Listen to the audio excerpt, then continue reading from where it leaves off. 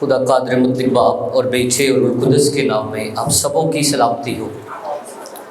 मसीह यीशु में अजीज़ भाइयों, बहनों, बच्चों और बुज़ुर्गों, हम आज शुक्रगुज़ार हैं खुदावंद की दी गई तमाम तर बरकतों, उसकी नेमतों, उसकी आसाइशों, उसकी बख्शिशों के लिए कि जो वो हम सब पर करता है। और उसकी ये बरकत ही है, उसका फ़ज़ल है कि आज हम उसके घर में मौजूद हैं। अगर वो ना चाहे तो हमारा एक कदम भी जो है वो उठ नहीं सकता। इसीलिए हमारे दिल जो है वो खुदावंद की शुक्रगुजारी से लबरेज़ हैं आप सब के लिए कि इस घर में हम आज जमा हैं। आज की सारी प्रस्तिश के लिए, आज की सारी बातों के लिए, दरख्वास्तों के लिए हम खुदावंद के शुक्रगुजार हैं और उसके यहाँ आ जाने के लिए हम उसकी नहायत शुक्रगुजारी करते हैं। आइए बड़े एहतराम के साथ हम खड़े होंगे और इंजील मुक़द्दस में से आज की तिलावत को सुनेंगे। हमारे लिए आज की इंजील मुक़द्दस बामुताबिक मुक़द्दस लूका और उसका 11वां बाब, उसकी 27वीं आयत से हम पढ़ना शुरू करेंगे। मुक़द्दस लूका की मार्फत लिखा गया इंजीली बयान, उसका 11वां बाब, उसकी 27वीं आयत में से ध्यान से सुनिएगा। इंजील मुक़द्दस में यूँ लिखा है, जब वो ये बातें कह रहा था तो ऐसा हुआ कि भीड़ में से एक औरत ने पुकार कर उससे कहा, मुबारक है वो रहम जिसमें तू रहा और वो छातियाँ जो तूने चूसी। उसने कहा, हाँ, मगर ज़्यादा मुबारक वो हैं जो खुदा का कलाम सुनते और उस पर अमल करते हैं। इसको मैं दोबारा पढ़ूंगा। उसने कहा, हाँ, मगर ज़्यादा मुबारक वो हैं जो खुदा का कलाम सुनते और उस पर अमल करते हैं।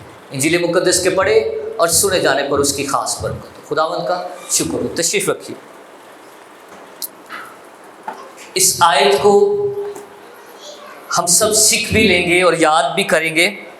28वीं आयत है और उसने कहा, मेरे पीछे बोले सारे मिलके इन्हें जीव हैं। और उसने कहा, मगर ज़्यादा मुबारक वो हैं जो खुदा का कलाम सुनते और उस पर अमल करते हैं। आमीन। कितनी खूबसूरत आयत है। कौन मुबारक है, और मुबारक के मैंने मतलब कई बताए होंगे। कौन खुशहाल है, कौन खुशबख्त है जिसको हकीकी अंदरूनी और बैरूनी खुशी हासिल है, उसको कहते हैं मुबारक शख्स। कौन बरकतों वाला है, वो शख्स है जो खुदा का कलाम सुनता और उस पर अमल करता है। कई सिर्फ सुनते हैं और कई सिर्फ अमल करते हैं, लेकिन दो चीज़ें साथ साथ चलने की, सुनना और अमल करना। आज थोड़ी देर के लिए हम सब मिलकर सीखेंगे। बात हुई है कलाम की और आज की तिलावतें भी बार बार हमें ये लफ्ज़ याद करवाती हैं, कलाम। क्या? कलाम। और कलाम हम शुक्रगुजारी करते हैं कि तहरीरी सूरत में किसका कलाम? खुदा का कलाम हमारे पास मौजूद है। और ये इसकी तासीर, इसकी कुदरत, इसका इख्तियार तब ही है जब हम इस कलाम को क्या करेंगे? इस्तेमाल करेंगे। कि क्या करेंगे? इस्तेमाल करेंगे। आज देखेंगे the usage of the Bible. Bible का इस्तेमाल कैसे किया जाता है और कैसे कर सकते हैं। याद रखें कि किसी चीज़ का असर तब ही होगा जब वो इस्तेमाल में लाई जाएगी। क्या होगा? दवाई लेकर हम जेब में डाल लेंगे, तब ही दवाई का असर होगा ਜਦੋਂ इस्तेमाल चाहेंगे और खाएंगे। इसलिए बाइबल मुक़द्दस का असर, इसकी कुदरत, इसकी तासीर, इसकी बरकत तब पहुँचेगी जब हम इस्तेमाल करेंगे। कैसे कैसे इस्तेमाल करते हैं, कैसे होना चाहिए। सबसे पहली बात याद रखें कि बाइबल मुक़द्दस का इस्तेमाल करने से पहले सब दी अपनी अपनी बाइबल होगी। क्या हो? सबकी अपनी अपनी, फिर ही इस्तेमाल कर पाएंगे। और कलाम मुक़द्दस में लिखा है نسخوں کی بات ہوئی ہے، کلام خدا کی شریعت کی بات ہوئی ہے۔ اور سب سے پہلے میں التماس کرتا ہوں کہ ہر خاندان کے جتنے افراد ہیں ان کی اپنی اپنی بائبل ہو، آپ کی پرسنل بائبل ہو، اس لیے تب ہی ہم جا کر اس کا استعمال کر پائیں گے۔ ہر ایک مسیحی کی یہ پہچان ہے، آپ جب خدا کے گھر میں آئیں تو اپنی بائبل اور اپنا زبور ساتھ لے کر آئیں۔ ڈرتے کیوں ہیں؟ شرماتے کیوں ہیں؟ اور سب سے بڑی گواہی ہوگی، کوئی آپ کو روکے گا بھی نہیں، کوئی روکے گا بھی نہیں، اور بلکہ یہ آپ کی گواہی ہے۔ اس لیے پہلی درخواست یہ ہے کہ چرچ آئیں، کہیں بھی عبادت پہ جائیں، اپنے ساتھ اپنی ذاتی بائبل کو رکھیں، ذاتی بائبل کو رکھیں، اور بائبل مقدس کو سنجیدگی اور احترام سے استعمال کیا جائے۔ کیسے؟ سنجیدگی اور احترام کے ساتھ۔ اس کو ٹھٹھوں میں نہ اڑایا جائے، اس پر مذاق نہ کیا جائے، اس کی آیات اور اس کے جو فزیکل جسم ہے اس کا خیال رکھا جائے، اور ایڈی دور بھی نہیں سٹی جاوے معذرت کے ساتھ کہ جب پادری صاحب کہیں کہ ہمیں بائبل دیں آپ کے گھر میں تو وہ پرچتی سے اتارنی پڑے اور کپڑا لے کر صاف کرنا پڑے۔ اس لیے اسے بڑی سنجیدگی، بڑے احترام کے ساتھ اس کے جو ہے بک کو بھی اور اس کے الفاظوں کو بھی سنجیدگی اور احترام سے رکھا جائے، کیونکہ خدا نے اپنے کلام کو اپنے ہر نام سے زیادہ عزت دی ہے۔ اس لیے دو باتیں، پہلی بات اپنی بائبل رکھو، اور دوسری بات کیسے رکھو؟ سنجیدگی تے احترام دینا، احترام کے ساتھ اس کو رکھیں۔ پھر یاد رکھیں بائبل مقدس کے استعمال کے بارے میں یہ ہے کہ بائبل مقدس کوئی جادوئی یا سائنسی کتاب نہیں ہے۔ کیا نہیں ہے؟ جادوئی نہیں ہے۔ اس کا کوئی حصہ اسی پڑھ لوں گے تو ٹھیک ہو جائیں گے، ایسے نہیں ہے۔ اس کو ہم سرانے کے نیچے رکھ لیں گے اور ہم ٹھیک ہو جائیں گے، یہ ایسے نہیں ہے۔ اس میں سے بہت ساری باتیں جو ہیں ہم اس کے الفاظوں کو تعویذ بنا کر باندھ لیں گے تو ایسا نہیں ہے کہ یہ ہمیں ٹھیک کر جائے گی اور ہماری ٹینشنیں دور ہو جائیں گی، کیونکہ اس طرح اس کو استعمال کیا جاتا رہا ہے اور آج بھی ہوتا ہے۔ ہمارے سادھو لوگ ایسے ہی کرتے ہیں۔ اس کے کسی بھی حصے کا ورد جو ہے ہمیں فائدہ نہیں پہنچا۔ مکاشفہ کتاب پڑھ لیں گے، رٹے لگا لیں گے، چلے کر لیں گے، اس سے کوئی بدروہیں جو ہے قبضے میں نہیں آتی، اور یہ ہمیں کوئی کسی مشین کو بنانے کی ٹیکنیک نہیں دے گی۔ اس لیے یہ سائنسی نہیں ہے، یہ جادوئی کتاب نہیں ہے۔ اور یاد رکھیں بائبل مقدس کا استعمال نہ تو قسم اٹھانے کے لیے اور نہ ناجائز طریقے سے استعمال کیا جائے۔ کیا کہتے ہیں؟ بائبل تے ہاتھ ترا لو، یہ اس کا استعمال نہیں ہے۔ ہم مسیحی بہت سارے اپنے مفاد کے لیے، اپنے آپ کو چھڑانے کے لیے، اپنے بچاؤ کے لیے مینوں گرجے لے جاؤ تے بائبل تے ہاتھ ترا لو، ایسی باتیں سننے میں آتی ہیں۔ لیکن بائبل کو ناجائز نہ ہی دیکھا جائے، نہ اس کا استعمال کیا جائے۔ میرے عزیزوں، بائبل مقدس کو ہاں عہد کے لیے استعمال کیا جاتا ہے۔ کب اس پر ہاتھ رکھا جاتا ہے؟ اب یہاں لیتے بولن اوکے، جب نکاح کی بات ہوتی ہے اس کو عہد کے لیے، کیونکہ اس میں خدا گواہ ہوتا ہے، عہد کے لیے، عہد باندھنے کے لیے استعمال کیا گیا۔ اب اس کو اچھے طریقے سے ہم کیسے استعمال کر سکتے ہیں؟ بائبل مقدس میں سے آیات کو ہم گھر میں آویزہ کر سکتے ہیں۔ آیات، کوئی کھانے کی آیت مجھے بتائیں بائبل میں سے۔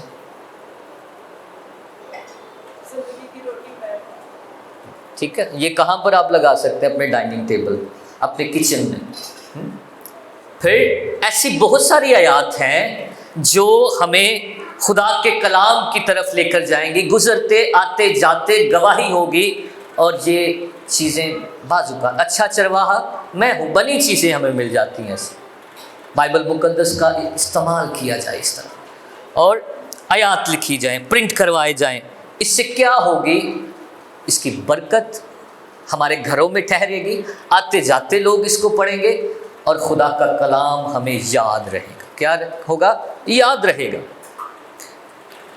اور جیسے میں نے کہا کہ بائبل کو ہم اونچی جگہ پر یا سرہانے رکھ کر اس میں سے یہ ہمارا عقیدہ نہیں ہے، کوئی فائدہ نہیں پہنچے گا، لیکن بائبل کا درست استعمال یہ ہے کہ بائبل مقدس کلام الہی ہے جسے پڑھنا اور سننا چاہیے۔ کیا کرنا چاہیے؟ پڑھنا اور سننا چاہیے۔ جو پڑھ سکتے ہیں اس کو پڑھیں، جو سن سکتے ہیں اس کو زیادہ سے زیادہ سنیں، زیادہ سے زیادہ سنا جائے۔ اور سننے سے کیا ہوتا ہے؟ سننے سے ایمان پیدا ہوتا ہے، اور ایمان خدا کے کلام سے۔ جو تعلیم دی جاتی ہے، آج کل سوشل میڈیا پر ہمیں بہت سارے موقع ملتے ہیں کلام کو سننے کے، اس کو پڑھنے کے اور اس کو سننے کے۔ وقت نکالیں اس کو سننے کے لیے، اور صرف پڑھنا یا سننا ہی نہیں۔ آج کی انجیل مقدس میں کیا لکھا ہے؟ مبارک ہیں وہ جو خدا کا کلام سنتے اور اس پر پھر پڑھنا، سننا اور پھر عمل کرنا۔ تین باتیں: تعلیم پر غور کرنا، سمجھنا، اسے ذہن نشین کرتا، اور پھر اس پر عمل کرنا۔ یہ ہمیں کلام مقدس کے صحیح استعمال کی طرف لے کر جاتی ہے۔ میرے عزیزو، پڑھا جائے، سنا جائے، تعلیم حاصل کی جائے، اس کے لیے دکھ بھی اٹھانا پڑے تو دکھ اٹھائیں، اس کو سیکھنے کے لیے، علم حاصل کرنے کے لیے قربانی بھی دینی پڑے، دور سے بھی آنا پڑے تو آئیں، انتظار بھی کرنا پڑے تو کریں، کیونکہ وہ شخص کون ہے؟ وہ شخص مبارک ہے جو ایسا کرتا ہے۔ اب بائبل مقدس کو ہم روزمرہ زندگی میں کیسے استعمال کر سکتے؟ ہوتی ہے یا نہیں ہوتی؟ روزمرہ زندگی میں کیسے؟ شادی تے بائبل مقدس استعمال کی جا سکتی ہے، دکھ میں، سکھ میں، گھر کے معاملات میں بائبل کو آگے لایا جائے، اس میں سے پڑھا جائے، اس میں ہدایت لی جائے، لیکن ایسا نہیں ہوتا، ایسا نہیں ہوتا۔